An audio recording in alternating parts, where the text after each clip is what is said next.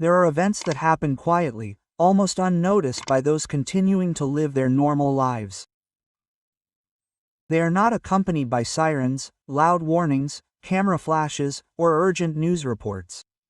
They are hidden somewhere between the lines of dry reports, in short notes, in the rare comments of eyewitnesses. But sometimes it is precisely these events that find themselves on the brink of a catastrophe that could change everything. And only with time does it become clear how close we came to something that is terrifying to even contemplate. Today's story is precisely such a story. It contains the anxiety felt seconds before something is about to happen. There is the determination of people who are obliged to act instantly. There is chaos that no one must know about until the threat is eliminated.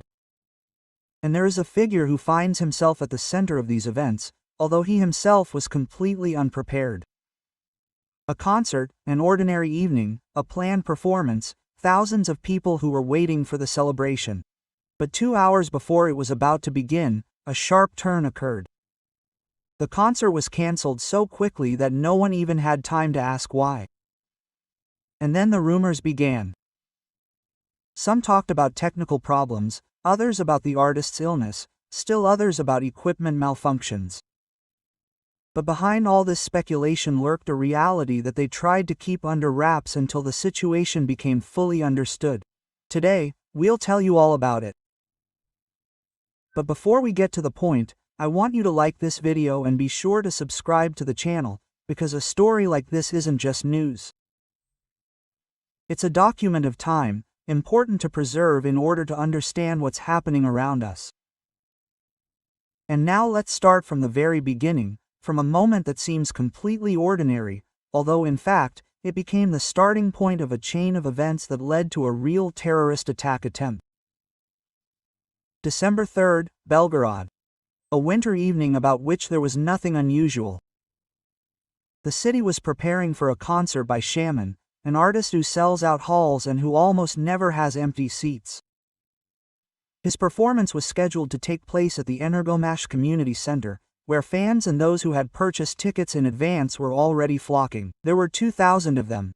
Every seat was sold out. People were preparing for a musical celebration, for songs they knew by heart, for the emotions they always seek when their favorite artist performs. But exactly 2 hours before the concert, the organizers made an announcement that surprised everyone. The concert was cancelled. This announcement was accompanied by the strange phrasing of technical reasons. Such reasons usually suggest something like lighting problems, sound issues, or equipment malfunction. However, those in the building immediately noticed that there were no signs of technical problems. On the contrary, everything appeared perfectly prepared for the performance. And then the main question arose: what really happened? Why was the concert cancelled just minutes before the artist took the stage? And what was behind this mysterious phrasing? The answer only emerged the following day, and not officially. At first, it came in the form of rumors, snippets, messages, and brief comments from people concerned about security. They were discussing a situation that seemed far more serious than simply the cancellation of the event. And when the information reached the general public, it became clear that it was a foiled terrorist attack. Preparations for it had been underway. According to authorities, the threat was linked not just to the venue, but to a specific moment during the concert. The plan was to strike the cultural center at the very moment when Shaman was scheduled to perform the Russian anthem, one of the most symbolic songs in his program. This fact alone suggests that the plan had been carefully planned: the precise time, the precise location, the maximum number of people in the hall. Everything had been calculated. And if not for the work of the security services, it could have ended in tragedy. That night, Shaman and Ekaterina Mazulina went to see Governor Vyacheslav Gladkov. They were to discuss the situation, understand what had happened, and how the threat had been averted. According to Mazulina, the day had been turbulent. She admitted that only late in the evening was she able to calmly describe the events that had unfolded literally before the eyes of the artist's team. According to her, a missile threat was declared. There was operational intelligence that a strike could specifically target the concert venue. Special forces acted as quickly as possible. An evacuation was carried out, the area was secured, and all premises were inspected. And, most importantly, a tragedy that could have affected over 2,000 spectators was averted. However, none of this was outwardly apparent. The organizers limited themselves to a brief statement about technical reasons, and the people went home, unaware that the concert's cancellation had in fact saved their lives. Only later did it become known that the venue was surrounded by personnel from the Ministry of Emergency Situations, the Ministry of Defense, and Regional Security Services. The information about a possible terrorist attack was confirmed. Moreover, it was established that the threat was real, not hypothetical. The shaman, despite everything, remained calm. According to eyewitnesses, he showed no signs of panic. On the contrary, he was ready to go on stage until the last moment, until he was officially informed of the event's cancellation. Later, he commented on the situation briefly but firmly. "I serve Russia. Victory will be ours." With this phrase, he made clear his attitude toward threats that, as it turns out, have haunted him more than once. Recall the tragedy at Crocus City Hall in 2024. Investigators determined that the terrorists' initial target was a Shaman concert in early March. But they failed to prepare, assess the situation, or anticipate the security, and so postponed the attack, choosing a performance by the band Picnic. Numerous people died then, and the idea that Shaman's audience could have been the target forces a new perspective on the scale of the threat. The situation in Belgorod is further confirmation that danger has not gone away. It can arise suddenly, at any time, anywhere. And the fact that the terrorist attack was thwarted speaks only of one thing: the security system is working. But the threats remain real. Shaman continues to tour.